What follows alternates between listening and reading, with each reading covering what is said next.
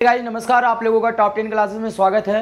तो आज के लेक्चर में हम लोग चर्चा करने वाले हैं कक्षा 10 के गणित की, और जो कि एनसीईआरटी प्रकाशन की चर्चा करेंगे हम लोग। आज हम लोग एक नया चैप्टर स्टार्ट करने वाले हैं। तो नए चैप्टर का स्वागत करते हैं आज अपने इस यूट्यूब के चैनल पर और आप लोगों के प्यारे से यूट्यूब चैनल पर। और जो गाइस लोग या जो प्यारे बच्चे चैनल पर नए आए होंगे वो चैनल को सब्सक्राइब करेंगे और दोस्तों के साथ आज के सेशन को ज़बरदस्त शेयर करेंगे। चलिए आज के लेक्चर को स्टार्ट करते हैं, देखते हैं।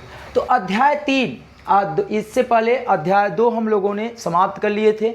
अध्याय 3 दो चर वाले रैखिक समीकरण युग्म है। चैप्टर का क्या नाम है? दो चर वाले रैखिक समीकरण युग्म। एक बात हम आपको बता दें, चर वो होता है, ये अक्षरों वाली संख्याएं क्या कहलाती हैं? चर कहलाती है। तो अर्थात दो चर वाले रैखिक समीकरण की चर्चा करते। थोड़ी सी 1-2 मिनट आपके टाइम लेंगे बताने के लिए, फिर चैप्टर को स्टार्ट कर लेंगे। ध्यान देना, चर क्या होता है मैंने आपको बताया। देखिए ब्लू चल रहा है, मैंने बोला आप ब्लू मिला के लिखे हैं, दिखेगा। चर हमने बताया x होता है, y होता है, a होता है, b होता है, c होता है। तमाम जितनी अक्षर वाले संख्याएं होते हैं सब क्या कहलाते हैं? चर कहलाते हैं। क्या कहलाते हैं? चर कहलाते हैं। और अचर कौन होता है? अचर कौन होता है? अचर 1 2 3 4 डॉट डॉट, तो गिनती वाली संख्याएं अचर कहलाती। अब बात आई रैखिक समीकरण। तो रैखिक समीकरण क्या होता है? ऐसा समीकरण जिनका घात क्या हो? 1 हो। रैखिक समीकरण क्या होता है? ऐसा समीकरण जिनका घात क्या हो? 1 हो। वो क्या कहलाते हैं? रैखिक समीकरण कहलाते हैं। केवल थोड़ी सी टाइम लेंगे। रैखिक समीकरण, रैखिक समीकरण ऐसा समीकरण जिसका घात क्या हो? 1 हो, जिसका अधिकतम घात कितना हो? 1 हो। अधिकतम घात क्या हो? 1 हो, रैखिक समीकरण कहलाता है। जैसे अगर आपने देखना चाहा तो 2x + 3y + 5 = 0। तो देख पा रहे हैं यहाँ x की घात कितनी है? 1 है। y की घात कितनी है? 1 है। तो जैसे और लिख सकते हो x + y = 5। तो ये देखिए x की घात 1, y की घात 1। तो यहाँ अधिकतम घातों की संख्या कितनी है? 1 है। तो वो आपके क्या कहलाते हैं? रैखिक समीकरण कहलाते हैं। चर कौन कौन आया है? एक चर आपका x ये है और एक चर क्या है? y है। तो कितने चर आ गए? 2 चर आ गए, एक x आ गया, एक y हो गया। यानी ऐसा रैखिक समीकरण जिनमें 2 चरों का उपयोग किया गया हो वो 2 चर वाले रैखिक समीकरण कहलाते हैं। पुनः बोलते हैं, क्या हमने बताया? चर क्या होता है? अक्षर वाली संख्याएं चर कहलाती हैं। अचर कौन होता है? गिनती वाली संख्याएं अचर कहलाती हैं। उसके बाद रैखिक समीकरण क्या होता है? ऐसा समीकरण जिसका अधिकतम घात क्या हो? 1 हो, वो आपकी रैखिक समीकरण कहलाता है। एग्जाम्पल आपको दिया गया है नीचे। फिर हमने कहा कि 2 चर वाले रैखिक समीकरण क्या होते हैं? ऐसे रैखिक समीकरण जिनमें 2 चरों का उपयोग किया गया हो, x y a b c d जो भी हो, तो वो आपके क्या कहलाते हैं? 2 चर वाले रैखिक समीकरण कहलाते हैं। तो 2 चर वाले रैखिक समीकरण का व्यापक रूप, 2 चर वाले रैखिक समीकरण का व्यापक रूप, ध्यान दीजिएगा। 2 चर वाले रैखिक समीकरण का व्यापक रूप होगा, क्या हो जाएगा व्यापक रूप? ax + by और +c = 0। ये आप ध्यान दीजिएगा, हमेशा जो 2 चर वाले रैखिक समीकरण होंगे वो इस रूप में लिखा जाएगा, जहां a और b आपका क्या काम करेगा? वहां पर अचर का काम करेगा। x y जो है आपके किसका काम करेंगे? चर का काम करेंगे।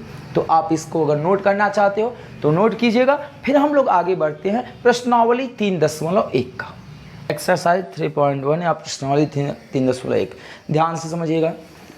आप एनसीईआरटी बुक लीजिएगा, उसमें सवाल दिया गया है, आप देख लीजिएगा वहाँ से, या तो आपको इस स्क्रीन पर दिखाई पड़ रहा होगा सवाल, आप यहाँ से पढ़ सकते हैं। क्या कर रहा है?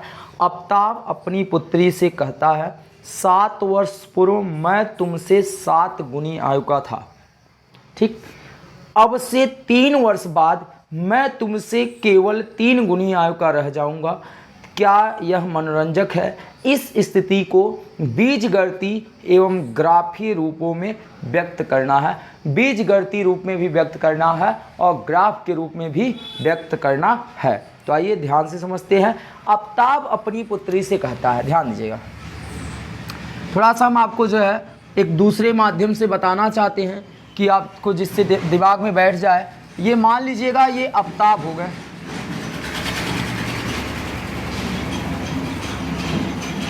ये कौन हो गया, आफ्ताब हो गया भैया, और ये इनकी पुत्री हो गई, ये इनकी क्या हो गई, पुत्री। अब ध्यान से समझिएगा, अब आफ्ताब अपनी पुत्री से कहता है, तो सबसे पहले मान लेते हैं आफ्ताब की आयु कितनी है, x वर्ष है, और पुत्री की जो आयु है वो कितनी है भैया, y वर्ष है। कितनी है, y वर्ष। आगे समझिएगा, अब आगे कहाँ स्टार्ट होता है। पहला शर्त क्या कह रहा है, आफ्ताब अपनी पुत्री से कहता है 7 वर्ष पूर्व। तो ध्यान देना प्यारे बच्चों, इस बात को ध्यान दीजिएगा कि 7 वर्ष पूर्व का मतलब होता है 7 साल पहले की बात की जा रही है। तो आफ्ताब कह रहा है 7 वर्ष पहले मैं तुमसे 7 गुनी आयु का था। 7 वर्ष पहले, तो 7 वर्ष पहले तो ये भी 7 साल पहले जाएगा, तो इसकी आयु x - 7 हो जाएगा। इनकी पुत्री भी जो है y - 7 हो जाएगा, यानी 7 साल पहले ये 7 पीछे हो गए, 7 साल ये पहले, ये 7 साल पीछे हो गए। तो 7 साल पहले मैं तुम्हारे आयु का 7 गुनी था, यानी तुम्हारे आयु में अगर 7 का गुना कर दे तो हम दोनों की आयु बराबर हो जाएगी। आफ्ताब अपने बेटी से कहता है कि 7 वर्ष पहले मैं तुम्हारे आयु का 7 गुनी था, तो 7 वर्ष पहले आफ्ताब की आयु, 7 वर्ष पहले ये 7 का गुना कर दिए। ये पहला शर्त आया। तो आप इसको लिखिएगा, कैसे लिखेंगे। प्रथम शर्त क्या कह रहा है आपसे कि 7 वर्ष पूर्व, 7 वर्ष पूर्व, तो 7 वर्ष पूर्व आफ्ताब भी 7 वर्ष पूर्व होगा और उनकी पुत्री भी 7 वर्ष पूर्व होंगी। 7 वर्ष पूर्व मैं तुम्हारे आयु का 7 गुनी था, तो 7 का गुणा कर दिए इसी में, तो 7 गुनी हो गया। अब इसको हल करते हैं, ये x - 7 आ गया बराबर, यहाँ 7 का गुणा y में करेंगे तो 7y, 7 का गुणा यहाँ करेंगे 7 × 7 = 49। बात समझ में आ रही है। सबको एक तरफ लाते हैं x, ये 7y इधर आएगा तो -7y, ये -7 है, ये -49 इधर आया तो +49 हो गए, बराबर कितना हो गया, 0। उधर कुछ नहीं बचा। अब बताओ इसको एक स्टेप और, x - 7y भैया 49 में से 7 घटाओगे तो कितना आएगा, 42 बराबर 0। तो जो पहली स्थिति थी उसका जो बीजगणितीय रूप था वो इस प्रकार आ गया। अब ध्यान दीजिए दूसरा शर्त क्या कह रहा है, द्वितीय शर्त। चलिए दूसरा शर्त क्या कह रहा है, अब कह रहा है 7 वर्ष बाद, 7 वर्ष बाद, तो 7 साल पहले यानी 7 कम हो गए, 7 वर्ष बाद यानी 7 प्लस हो जाएगा। जैसे आज अगर आप 20 साल के हो, 21 साल के हो, अगर आप 10 साल के हो तो 7 साल बाद 17 साल हो जाओगे, 7 जुड़ जा रहा है ना। तो 7 वर्ष बाद, तो 7 वर्ष बाद आफ्ताब क्या हो जाएगा, 7 साल बढ़ जाएगा, इनकी पुत्री भी 7 साल बढ़ेगी। अब कह रहा है 7 साल बाद मैं तुम्हारी आयु का 3 गुनी हो जाऊंगा। भैया 3 का गुणा कर दिए। तो आइए अब दूसरा शर्त लिखते हैं, 7 साल बाद तो x + 7, पुत्री भी 7 साल बढ़ेगी। अब आफ्ताब 3 गुनी आयु के बराबर हो जाएगा इसके। तो चलिए गुणा करते हैं, ये x + 7 आ गया बराबर 3 का गुणा y में करेंगे 3y, 3 का गुणा 7 में करेंगे 3 × 7 = 21। इनको इधर लाते हैं, ये +3y इधर आया तो -3y होगा, ये आपका +7 है, 21 इधर आया तो -21, इधर कुछ नहीं बचा 0। x - 3y, 21 में से 7 घटा दिए भाई कितना आ गया, -14 आ गया। कितना, -14 बराबर 0। तो ये जो दूसरा शर्त था उसका बीजगणितीय रूप हो गया और जो ये पहला शर्त था उसका बीजगणितीय रूप हो गया। तो जो दिया गया सवाल है करा केवल आप उसको बीजगणितीय रूप में व्यक्त कीजिए, तो बीजगणितीय रूप में हम लोगों ने इसको व्यक्त कर दिया। ठीक, अब आपको क्या कर रहा है गाइज, आपको कह रहा है कि इसका ग्राफ भी व्यक्त कीजिए। इसका क्या व्यक्त कीजिए, ग्राफ व्यक्त कीजिए। तो ग्राफ के लिए आप लोग क्या करेंगे, ग्राफ के लिए इस समीकरण और इन दोनों समीकरण के माध्यम से आप इसका ग्राफ ड्रा कर सकते हो। गाइज अगर आपको ग्राफ ड्रा करने में कोई भी समस्याएं आती हैं तो आप कमेंट बॉक्स में कमेंट ज़रूर कीजिएगा, तो हम ग्राफ के लिए एक अलग से इसके लिए वीडियो बना देंगे। इस चैप्टर के हर एक सवाल के लिए ग्राफ हम उपलब्ध करा देंगे। तो आपके लिए मौका है, आप ग्राफ बनाइएगा अगर नहीं बना पा रहे हैं तो आप कमेंट बॉक्स में कमेंट जरूर कीजिएगा, हम आपकी कमेंट का रिप्लाई जरूर देंगे। और अपना प्यार जरूर दीजिएगा, समझ में आए तो वीडियो को लाइक कीजिएगा और दोस्तों के साथ शेयर कीजिएगा। दूसरा सवाल आपसे क्या कर रहा है, क्रिकेट की टीम एक कोच ने, क्रिकेट टीम की एक कोच है, वो 3900 रुपये में 3 बल्ला और 6 गेंद खरीदता है, 3 बल्ले और 6 गेंद खरीदते हैं। ध्यान समझिएगा, कोई क्रिकेट टीम की कोच है, भारतीय टीम की, मान लीजिए, मान लेते हैं भाई भारतीय क्रिकेट टीम की जो कोच है वो 3900 रुपये में 3 ठो बैट खरीदती है। फिलहाल तो 3900 रुपये में 3 बैट भारतीय टीम खरीदती नहीं होगी, तो एक एजे मैं आपको समझा रहा हूँ, 3 बैट और 6 गेंद खरीदती है। तो सबसे पहले हम मानते हैं, मान लेते हैं, माना एक बैट की कीमत, जैसे हमने कहा आप 3 ठो पेन जो है 9 रुपये में खरीदते हो, तो सबसे पहले मुझे एक पेन का दाम पता करना पड़ेगा ना। तो मान लेते हैं यहाँ, माना इधर हल करते हैं, चलिए इधर आ जाए। तो माना एक बल्ले की कीमत, माना एक बल्ले की कीमत, बल्ले की कीमत कितना है, x है, कीमत कितना है, x है। और गेंद की कीमत, एक गेंद की कीमत, एक गेंद की कीमत y है, कितना है, इतनी बात समझ में आई। अब प्रथम शर्त, प्रथम शर्त क्या है जानते हैं, जब वो क्रिकेट टीम का जो कोच है वो जब पहली बार शॉपिंग करने गया बेचारा ना, तो वो कितना बल्ला खरीदा, 3 बल्ला। अब बताओ, एक बल्ला x रुपए में, एक बल्ला 3 रुपए में, तो 3 बल्ला 9 रुपए में ना, तो एक बल्ला x रुपए में, तो 3 बल्ला 3x हो जाएगा। चलो, साथ साथ में गेंद भी खरीदा है, एक गेंद y रुपए में है तो 6 गेंद 6y रुपए में हो जाएगा, तो 3x प्लस 6y दोनों मिलके कितने रुपए दिए थे भैया, 3900। कितने दिए थे, 3900। 3 से देखिए सब में भाग जा रहा, तो 3 से क्या कर दीजिए, भाग देने पर, 3 से भाग देने पर, जब आप 3 से क्या कर दोगे, भाग दे दोगे ना, तो 3 से भाग दोगे, चलो 3 एक के 3, तो यहाँ x आ जाएगा, 3 दूनी 6, तो यहाँ 2y आ गया, यहाँ 3 से भाग देंगे तो 1300 आ जाएगा। आपका जो पहला था वो पहले का बीजगणितीय रूप ये आ गया। बात समझ में आ रही है। फिर दूसरे शर्त की चर्चा करते हैं, किसके, दूसरा शर्त। दूसरा शर्त क्या है, दूसरा शर्त ये है कि जब वो दूसरी बार गया तो उस बार उसने एक बल्ला और 3 गेंद खरीदा, एक बल्ला 3 गेंद खरीदा और 1300 रुपए दिए, एक बल्ला और 3 गेंद। तो बोलो, एक बल्ला के लिए x है और कितनी गेंद, 3 गेंद, एक गेंद के लिए y है तो 3 गेंद के लिए 3y, बराबर कितने रुपए दिए, 1300। तो दिए गए जो दूसरा शर्त है उसके लिए बीजगणितीय रूप ये हो गया। तो गाइस इस प्रकार आप दूसरा सवाल भी यहाँ बता सकते हो। आइए, अगर आपकी इच्छाएं कर रही है तो हम लोग दूसरे सवाल का ग्राफ भी देख लेते हैं कि दूसरे सवाल का ग्राफ क्या होने वाला है। तो इसे आप बनाइएगा समीकरण नंबर 1, इसे बनाएंगे समीकरण नंबर 2। ठीक, तो ग्राफ बनाने के लिए समीकरण 1 को हम लोग हल करते हैं थोड़ा सा। तो समीकरण 1 से क्या होगा, देखिए x प्लस 2y बराबर कितना है, 1300।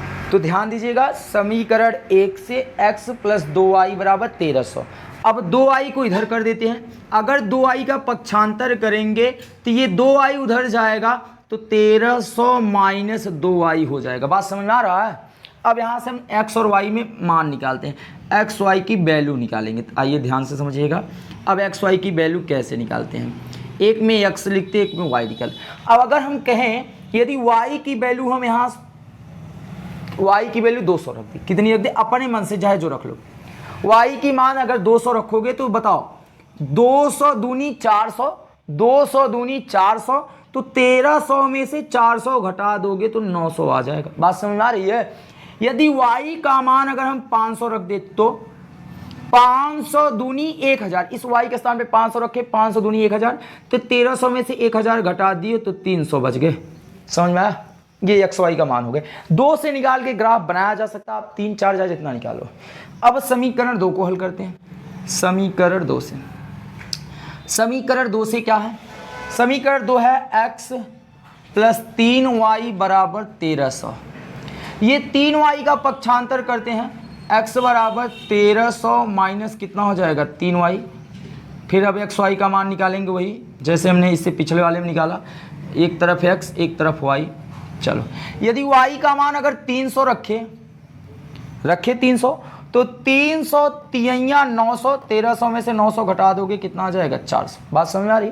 यदि y के स्थान पे 500 रखे तो 13, अब देखिए, अब एक मिनट, 500 रखोगे तो माइनस में आ जाएगा। ऐसी बात नहीं माइनस का ग्राफ नहीं बना पाओगे, तो हमेशा प्रयास करो प्लस ही रहे। यदि हम कहें कि 400 रखें तो 400 तिहैया 1200, 1300 में से 1200 घटा दोगे कितना आ जाएगा 100 आ जाएगा। तो यही अब हम लोग टेबल पे दिखा लेंगे, ग्राफ पे दिखा लेंगे। तो आइए इधर की तरफ ग्राफ बनाते हैं। तो ग्राफ बनाने के लिए हमको एक्स अक्ष और वाई अक्ष की जरूरत पड़ती है। एक्स अक्ष पृथ्वी के समांतर होता है ऐसे कुछ करके, और वाई अक्ष जो है ऊर्ध्वाधर पृथ्वी पे इस प्रकार होता है। ठीक, ये आपकी वाई अक्ष हो गया।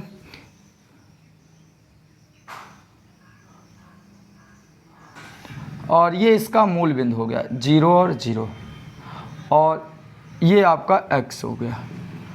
ध्यान दीजिएगा, x पे आपको ज़्यादा से ज़्यादा 900 तक चाहिए, तो हम मानते हैं कि इसका एक खाना 100 के बराबर है। अगला कितना हो जाएगा 200, अगला कितना हो जाएगा 300, अगला कितना हो जाएगा 400, अगला भी है 500, अगला 600, ऐसे 700, फिर ऐसे ही 800, फिर कितना ऐसे ही 900, ऐसे ही 1000, ऐसे ही बढ़ते चले जाओगे। ठीक, y पे ज़्यादा से ज़्यादा 500 है, तो 100, फिर 200, फिर 300, फिर 400, 500, 600। ये y है, ये y डैश रहेगा। ठीक, ये आपका x डैश। अब चलिए सबसे पहले आप देखिए x पे कितना है 900, y पे कितना है 200, तो x पे 900, तो x पे 900 कहाँ पर है, यहाँ पर देख रहे हैं, और y पे 200 यहाँ पर है, ये वाला टेबल। तो आप ऐसे सीधे सीधे करते हुए आप ये यहाँ से कहाँ तक चले जाएंगे 900 तक, ये वाला पॉइंट नोट कर देंगे। तो ये वाला पॉइंट हो गया 900 और 200। सबसे पहले x लिखेंगे फिर y लिखेंगे। अगला है x पे 300, y पे 500, तो x पे 300 यहाँ पर है देख रहे हैं, और y पे 500 यहाँ ऊपर है। तो इनको आप ऐसे करके मिला दीजिए। तो ये वाला पॉइंट हो गया 300 और 500। अब इन दोनों को मिला दीजिए, इन दोनों बिंदुओं को मिला दीजिए, तो ये रेखा बन गई। इस रेखा का क्या नाम होगा, ये x प्लस 2y बराबर 1300। बात समझ में आई? ये पहला रेखा आया। दूसरा क्या है, x पे 400 है, y पे 300, x पे 400, y पे 300। ये देखिए,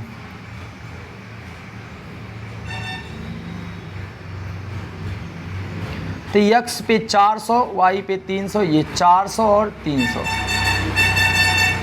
ठीक, अगला देखिए x पे 400, y पे x पे 100, y पे 400।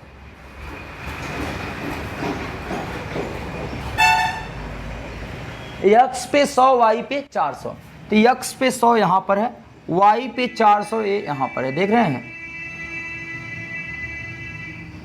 तो ये 400, x पे 100 और 400 हो गए। ठीक, अब इनको दोनों को मिला दीजिए, तो इस प्रकार ये दोनों रेखा प्राप्त हो जाते हैं। और ये दोनों रेखा एक दूसरे को जहाँ पर आगे जाके काटेंगे वहीं पर बैट और गेंद की वैल्यू मिलेगी। बात समझे? तो इस रेखा का क्या नाम है, इस रेखा का नाम है आपका x प्लस 3y बराबर 1300। तो गाइज इस प्रकार आप इस दिए गए समीकरण का ग्राफ आप वहाँ बता सकते हो। तो आप स्क्रीनशॉट लीजिएगा, अगर कहीं डाउट रह भी जाता है तो कमेंट बॉक्स में आप कमेंट कीजिएगा। इस प्रश्नावली का लास्ट सवाल आपसे क्या कह रहा है गाइज, अब भी अगर आप लोग जो है चैनल को सब्सक्राइब नहीं किए होंगे तो सब्सक्राइब ज़रूर कीजिएगा, क्योंकि ये चैनल जो है आपके लिए जो है सबसे बेस्ट रहने वाला है। चलिए क्या कह रहा है, 2 केजी सेब और 1 केजी अंगूर का मूल्य 160 रुपये है। 2 केजी सेब, तो माना माना 1 केजी सेब का मूल्य, 1 केजी सेब का मूल्य कितना है, x रुपये, कितना है, x रुपये। और 1 केजी अंगूर का मूल्य, 1 केजी अंगूर का मूल्य कितना है, y रुपये। अंगूर का मूल्य कितना है, y रुपये है। ठीक बात समझ में आया। अब प्रथम शर्त, चलो प्रथम शर्त क्या कह रहा है, ध्यान से समझिएगा। प्रथम शर्त है कि 2 केजी सेब खरीदा है, तो 1 केजी x रुपये में है तो 2 केजी 2x हो जाएगा। और 1 केजी अंगूर खरीदा है, 1 केजी अंगूर का दाम y है। फिर कितने रुपए दिया है, 160 रुपये। समीकरण नंबर क्या हो गया, 1 हो गया। ठीक, दिए गए ये ग्राफ हो गया। फिर कह रहा है 1 महीने बाद 4 केजी सेब खरीदा, दूसरा शर्त। 1 महीने बाद 4 केजी सेब, तो 1 केजी सेब का दाम x है तो 4 केजी सेब का दाम 4x हो जाएगा। और 2 केजी अंगूर, तो 2 केजी अंगूर, 1 केजी y है तो 2 केजी अंगूर 2y, बराबर कितने रुपए दिए, 300 रुपये दिए। ये समीकरण नंबर आप 2 बना लीजिएगा। ठीक, अब दिए गए जो आपका सवाल था उसका जो बीजगणितीय रूप था हमने आपको दिखा दिए हैं। गाइज आप जिस प्रकार इस सवाल का ग्राफ बनाया गया उसी के जैसा ये भी है। समीकरण 1 और 2 हल करके एक्स वाई की वैल्यू ले लीजिएगा और एक्स वाई की वैल्यू प्राप्त करने के बाद उसे ग्राफ पे दिखा दीजिएगा। और आपके हम ग्राफ का जो है, अगर आपको ग्राफ में कहीं समस्याएं आती है या आज के पढ़ाए गए किसी भी सवाल में कोई डाउट रह गया होगा तो आप कमेंट बॉक्स में कमेंट जरूर कीजिएगा। और अगर सवाल आपको समझ में आया होगा तो आप दोस्तों के साथ जरूर शेयर कीजिएगा, क्योंकि हर एक नागरिक के पास, हर उन स्टूडेंट के पास पहुंचना चाहिए जो बेचारे पढ़ नहीं सकते या फीस देने में सक्षम नहीं है, उनके पास ये पहुंचना चाहिए। तो गाइज आप लोग वीडियो, अगर आज की लेक्चर आपको पसंद आई होगी तो वीडियो को लाइक कीजिएगा और दोस्तों के साथ ज़बरदस्त शेयर कीजिएगा। मिलते हैं नेक्स्ट वीडियो में, तब तक के लिए जय हिंद, जय Bharat. Thank you all dear student.